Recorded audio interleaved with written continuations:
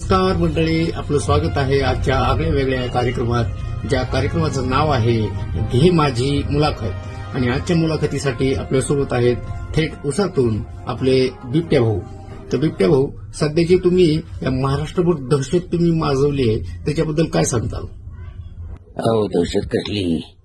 आम्ही रात्रीचं बाहेर फिरायला निघतो, दिवसा असती ट्रॅफिक म्हणून रात्री निघतो. त्याच्यात कसली आली दहशत? लोक आम्हाला बघून घाबरतात, त्याला आम्ही काय करणार? नाही, पण असं दुसऱ्याच्या शेतात जाऊन राहणं, तिथले नुकसान करणं हे बरोबर नाही ना. आमचे जंगल तोडले तेव्हा कुठं कळतं भारी मादाने तू. शब्दाची मर्यादा ठेवा. शब्दाची मर्यादा ठेवा. तो एखाद्या नेत्यानं चुत्या म्हणलेलं चालतंय, येडझाव्या म्हणलेलं चालतंय, आमचं चालत नाही का तुला? हो करे तो रासलीला, हम करे तो कॅरेक्टर ढिला. वा रे वा. त्यांची एक बातमी माझ्याकडे, ती बातमी आधी तुम्ही पहा.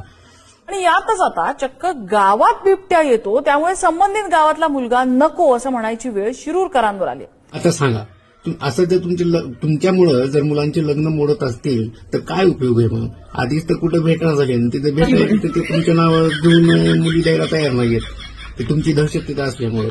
तर यावर पण काहीतरी विचार करावा लागेल ना. माझी महाराष्ट्रातील तमाम जनतेला हात जोडून नम्र विनंती आहे की लग्नाच्या मामल्यात आमचं नाव बदनाम करू नका. तुम्ही मुलगी द्यायची नसलं सांगा ना, तुमचं पोरग काळं आहे, नकटंय, बेवडंय, मोकार फिरतंय, आमचं नाव बदनाम करू नका ना.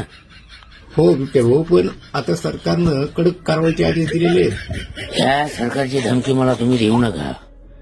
हे काय म्हणले होते, 1 कोटी शेळ्या जंगलात सोडणार. नाही, शेळ्या सोडणार होते, पण तुमच्यापर्यंत पोहोचण्यासाठी मार्ग आहे तो सापडला नाही सरकारला.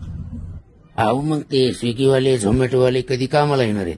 त्यांना ध्यानात पाठवून इकडे जंगलात. हो, याचा तर विचार सुद्धा त्यांनी केला नसेल. बरोबर आहे, झोमॅटो आणि स्विगी हे देऊ शकतात तुम्हाला. नाही, ते शेळ्याचं काहीतरी होईल, पण तुमची दहशत तुम्ही बंद करा, किंवा नाहीतर मग हे जे सरकार आहे ते कडक पावलं उचलू शकतं. आम्हाला अशा धमक्या देऊ नका, आणि इथून पुढे जर दिली तर तुमच्या उसात घुसायला मला वेळ लागणार नाही.